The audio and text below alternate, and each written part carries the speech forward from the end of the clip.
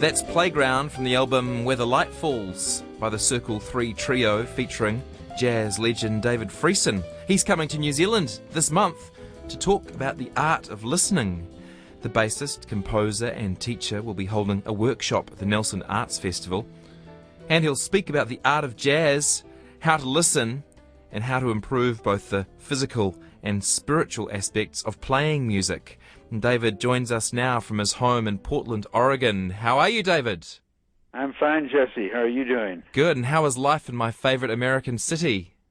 You've been here before? I have. It's a beautiful city. I didn't catch any music. I watched a bit of comedy and drank a bit of beer, but is there a good music scene? There is. They have some few very, very good jazz clubs, and a lot of great jazz players have kind of migrated from New York and up from L.A. and live here now. And so it's a very healthy jazz community in terms of the artists. And you'll be talking about jazz and music while you're here. And what does that word jazz mean to you in 2015? Well, I mean, jazz is an art form. It's when I first came into jazz in the late 50s, early 60s, the word jazz was synonymous with unique, that you expected any jazz musician to have a unique way of playing. It's lost that flavor, that substance over the years because of all the jazz schools and all the books, and so many musicians are reading the same books. You have a lot of great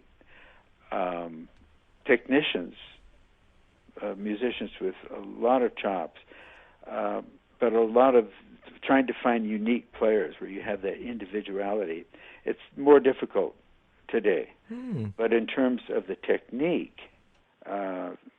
it's amazing what musicians can do today as opposed to, the 40s, 50s, 60s. So technique has improved and possibly the number of people playing has gone up, but you feel there's still something missing in terms of the individuality that used to be there.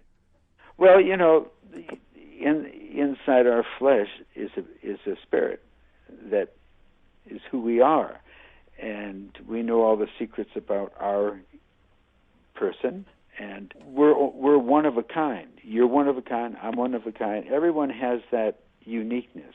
What it takes to bring that out is what I talk about in my seminars and my clinics. Everything I practice in the practice room gives me the confidence and the technique to be able to take my eyes off myself so I can listen and respond creatively to what I hear. So if what is inside of me is unique, then obviously what comes out is going to be unique. And if I'm not manipulating that with concept and with always thinking about myself, well, then it has the freedom to come out. It's just learning to associate with the musicians I'm playing with and not to set up obligations and manipulation. That's why I don't play with any arrangements in my music. I like to get together, like when I come to Auckland, I'll get together with Dixon, and then we'll meet up with Ruben in Christchurch, and we'll go over the material. But how we play it on the stand is just up to the music where it goes. As long as we all know the music. For instance, you and I both you speak English, I speak American, but we can still communicate.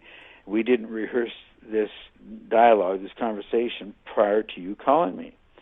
But we both are talking about a certain topic, which would be like picking a tune to play, and we both understand the language, which is like the jazz language.